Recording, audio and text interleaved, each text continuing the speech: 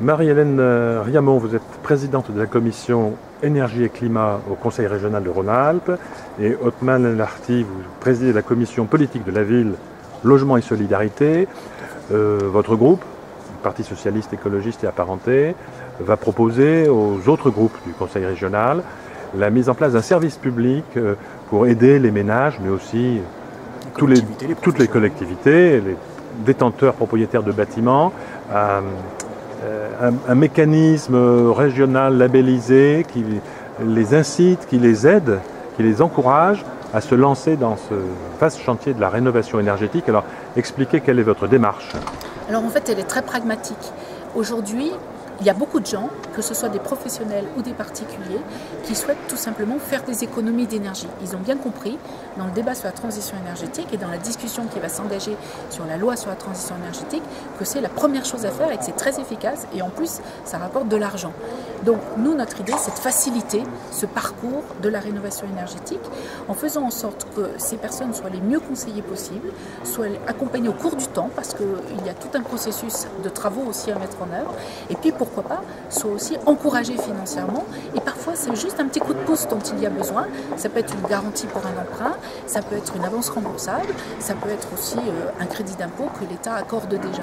Donc on est dans une démarche très pragmatique, mais l'idée c'est faisons-en beaucoup plus qu'on ne fait aujourd'hui et beaucoup plus rapidement, puisque l'urgence climatique aussi est là.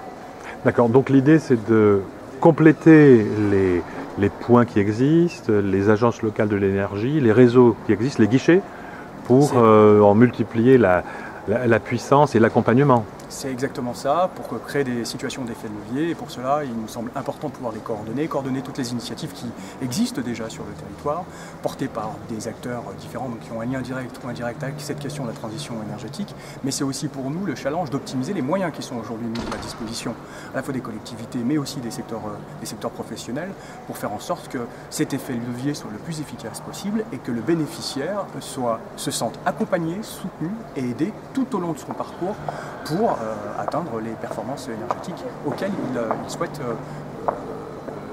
faire ses travaux et engager ses travaux. D'accord, donc cela suppose quelques moyens complémentaires ou supplémentaires de la part de la région, mais ou surtout de la coordination et de l'harmonisation, de l'information. En fait, déjà nous-mêmes, c'est pour ça qu'on veut saisir aussi nos collègues conseillers régionaux et l'exécutif. On a observé que dans notre propre institution, il y avait parfois un petit peu de dispersion, un petit peu besoin de coordination aussi entre nous. Donc l'idée, c'est de rassembler aussi nos moyens, de les conjuguer avec ceux de l'État et en particulier de l'ADEME en région, qui est très partante avec nous, de régionaliser de cette manière-là aussi le plan bâtiment qui a été déclenché au niveau national. On a là une plateforme fort intéressante, le tout dans le cadre d'une loi sur la transition énergétique qui augure bien de cette affaire-là, qui propose, qui envisage déjà des choses très pratiques. Par exemple, pour prendre une décision dans une copropriété, ça serait beaucoup plus facile par la suite, si la loi le permet, de la prendre à la majorité simple plutôt qu'à une majorité qualifiée. Voilà, ce sont à la fois ces petites et ces grandes choses qu'on a besoin de mettre en mouvement d'une manière plus dynamique.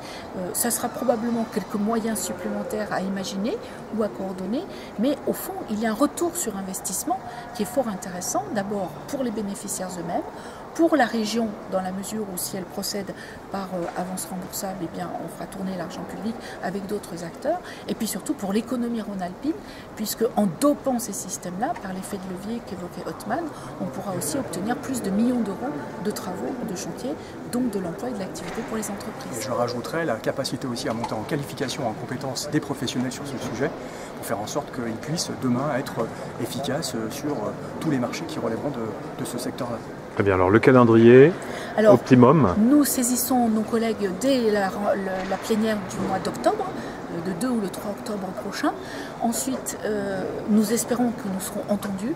À ce moment-là, l'exécutif reprendra à son compte nos propositions. Elles sont déjà assez solides, elles sont déjà bien pensées.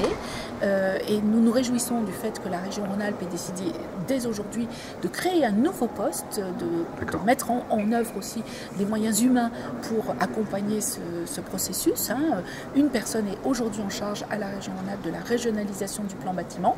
On est donc bien dans cette optique et ainsi de déboucher au début de l'année 2015 au plus tard, peut-être avant, dès décembre 2014, à des propositions opérationnelles. Très bien, je vous remercie. Merci à vous. Merci. Merci.